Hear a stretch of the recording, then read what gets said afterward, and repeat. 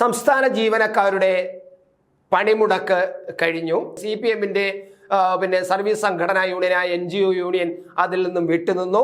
CPI-യുടെ സംഘടനയായ joint council സജീവമായി പങ്കെടുത്തു. പ്രതിപക്ഷ യൂണിയനിൽപ്പെട്ടവരും സജീവമായി പങ്കെടുത്തു. എന്തായാലും സമരം പരിപൂർണമായിരുന്നു എന്ന് CPI മുഖപത്രം എഴുതുന്നു. എന്നാൽ സമരം വളരെ പരാജയമായിരുന്നു എന്ന് CPM മുഖപത്രവും എഴുതുന്നു. ഇതാണ് നമ്മൾ കാണുന്നത്. കേരളത്തിൽ ഇടത് സർക്കാർ ഭരിക്കുമ്പോൾ ഒരു സർക്കാർ ജീവനക്കാരുടെ ഒരു സമരം നടക്കുന്നു.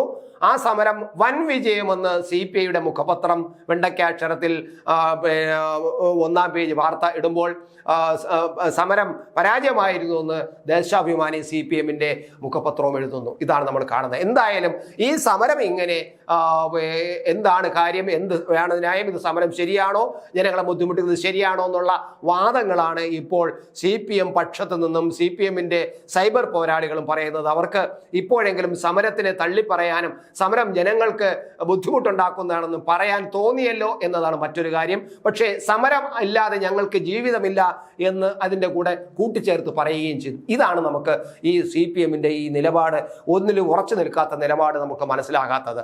എന്തായാലും ഈ സമരത്തെ പൊളിക്കാൻ വേണ്ടിയിട്ട് സർക്കാർ കൊണ്ടുവന്നതാണ് ഡയസിനോൺ എന്ന് പറയുന്നത്. ഡയസിനോൺ പണ്ട് കൊണ്ടുവന്നത് അച്യുത് മേനോൻ ഗവൺമെന്റിന്റെ കാലഘട്ടത്തിലാണ്. CPI-യുടെ നേതാവായ അച്യുത് മേനോൻ മുഖ്യമന്ത്രി ആയിരിക്കുന്ന കാലഘട്ടത്തിലാണ് ഡയസിനോൺ കൊണ്ടുവരുന്നത്. ആ ഡയസിനോൺ കൊണ്ടുവന്ന അച്യുത് മേനോനെ ഇനി പറഞ്ഞ് പഴി പറയാൻ ഒന്നുമില്ല CPM നേതാക്കൾ.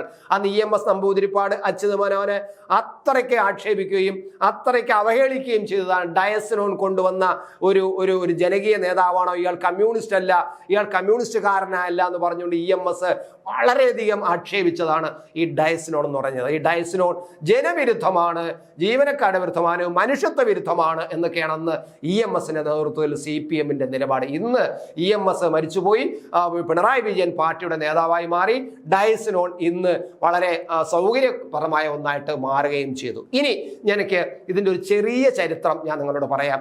ഈ ശമ്പളം പിടിക്കാൻ നിയമമാക്കിയ പിണറായി സർക്കാരിൻ്റെ ഈ മാർക്സിസ്റ്റ് തത്വശാസ്ത്രത്തിൻ്റെ കാപട്യവും മലക്കം മറിച്ചിലുമാണ് ഇപ്പോൾ ഈ പാർട്ടി ഡയസിനോൺ കൊണ്ടുവന്നതിലൂടെ കാണുന്നതെന്ന് തന്നെ വ്യക്തമാക്കണം. അത് പാർട്ടിയുടെ നാശത്തിലേക്കുള്ള ഒരു കുതിപ്പും ആണെന്ന് പറയാതിരിക്കാൻ കഴിയില്ല. കാരണം ഒരു കാലത്ത് അതിശക്തമായി എതിർക്കുകയും അതിനെതിരെ പോരാടുകയും നിയമയുദ്ധം പോലും ചെയ്യുകയും ചെയ്ത ഒരു പാർട്ടി അധികാരത്തിൽ വന്നപ്പോൾ അതിനെ ആവേശിച്ച് ആശ്ലേഷിച്ച് സമരത്തെ അടിച്ചമർത്താനുള്ള ഒരു ആയുധമായിട്ട് ഉപയോഗിക്കുന്നു എന്ന് പറയുമ്പോൾ തീർച്ചയായിട്ടും ഇതൊരു വൻ പരാജയമാണ് ഈ പ്രസ്ഥാനത്തിൻ്റെതെന്ന് പറയാതിരിക്കാൻ കഴിയില്ല. അത് നാശത്തിലേക്ക് നയിക്കുമെന്നുള്ളത് തീർച്ച തന്നെയാണ്.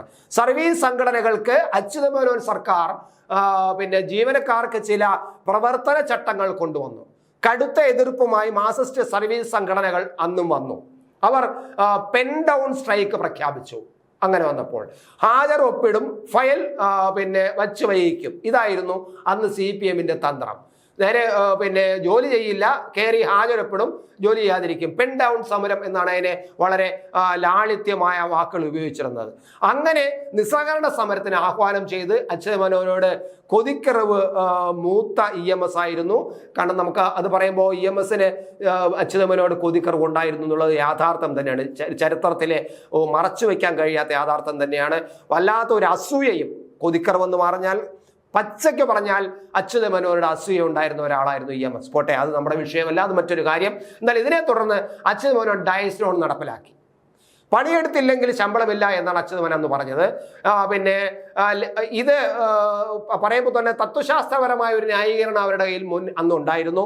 ലെനിൻ 1917 അധികാരത്തിൽ വന്നപ്പോൾ സോവിയറ്റ് യൂണിയനിൽ ലെനിൻ അധികാരത്തിൽ വന്നപ്പോൾ സ്വന്തം തത്വശാസ്ത്രങ്ങൾ പ്രയോഗത്തിൽ പരാജയപ്പെട്ടപ്പോൾ തൊഴിലാളികൾക്ക് നടപ്പാക്കിയ നിയമമായിരുന്നു ഡയസിനോൺ.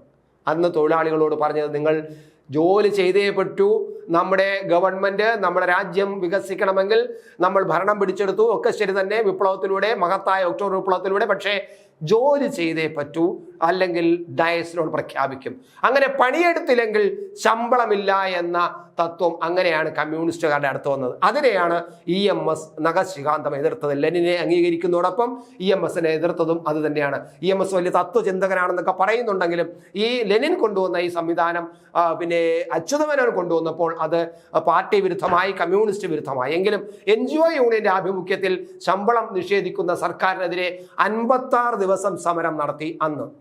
അതുൾപ്പെടെ 9 വർഷത്തിൽ അച്യുത് മേനോന്റെ വലത് സർക്കാരിനെതിരെ 96 ബന്ധുക്കളാണ് അന്ന് CPM നേതൃത്വത്തിൽ അന്ന് നടത്തിയത്, അച്യുത് മേനോൻ ഗവൺമെന്റിനെ അട്ടിമറിക്കാൻ വേണ്ടിയിട്ട്. പിൽക്കാലത്ത് നായനാർ സർക്കാർ 2ാം തവണ അധികാരത്തിലേറിയ അപ്പോഴാണ് ഡയസ് ലോൺ നിയമം പോലും പിൻവലിക്കുകയും ചെയ്തു. ഇതാണ് ആ ഡയസ് ലോണിന്റെ ഒരു ചെറിയ ചരിത്രം. ഇപ്പോൾ ജീവനക്കാരുടെ അവകാശങ്ങൾ ചോദിച്ച് അനുമതിയോടെ വാങ്ങാമെന്നിരിക്കെ പിടിച്ചെടുക്കുകയും ഓർഡിനൻസിലൂടെ കൈക്കലാക്കുകയും ചെയ്യുന്ന മാർക്സിസ്റ്റ് സർക്കാർ ജീവനക്കാരെ വഞ്ചിക്കുകയാണ്. അവരോട് ചർച്ച ചെയ്യാനോ അവരോട് കാര്യങ്ങൾ സംസാരിക്കാനോ തയ്യാറാകാതെ സമരം ചെയ്യുമ്പോൾ ഡയസ് ലോൺ പ്രഖ്യാപിച്ചിരിക്കുകയാണ് ഈ പിണറായി വിജയൻ സർക്കാർ. സ്വന്തം തത്വശാസ്ത്രത്തിന്റെ ഉടുതുണി അഴിക്കുകയാണ് ചെയ്തിരിക്കുന്നതെന്നാണ് ഇപ്പോൾ ഇതിനെ വിമർശിച്ചുകൊണ്ട് പറയുന്നവർ ആക്ഷേപം ഉന്നയിക്കുന്നത്. സർവീസ് അംഗങ്ങൾ ഭരണകക്ഷിയുടെ ചട്ടുകങ്ങളും ചാവേറുകളുമായി മാറുമ്പോൾ അണികൾക്ക് മുന്നിൽ നിവർന്നു നിൽക്കാൻ നേതാക്കൾക്കാവാതെ വരും എന്നത് ചരിത്ര യാഥാർത്ഥ്യമാണ്. അവർ ചതുപ്പിലേക്ക് താണു പോകും. വരട്ട് തത്വമായാലും വാദിച്ചു നിൽക്കാൻ അറിയാമായിരുന്ന ഒരാളായിരുന്നു മാർക്സിസ്റ്റ് പാർട്ടിയിൽ ഉണ്ടായിരുന്ന EM ശങ്കരൻ നമ്പൂതിരിപ്പാട്.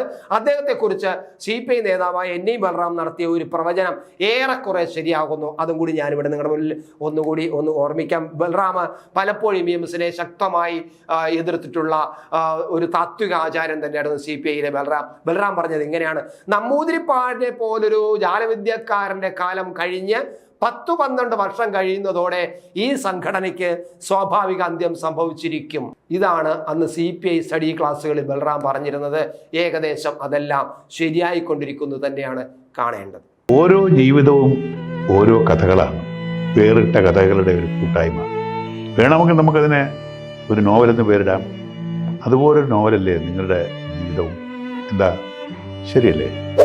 നിങ്ങളുടെ അനുഭവങ്ങൾ, കഥകൾ എന്തുമായിക്കൊള്ളട്ടെ, അത് കേൾക്കാൻ DNA ന്യൂസിലൂടെ ഞാൻ എത്തുന്നു.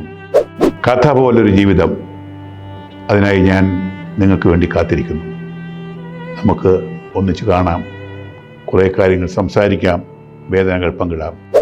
നിങ്ങളുടെ വിഷയങ്ങൾ, അനുഭവങ്ങൾ അത് ഞങ്ങളെ അറിയിക്കേണ്ട വിലാസം താഴെ കൊടുക്കുന്നു.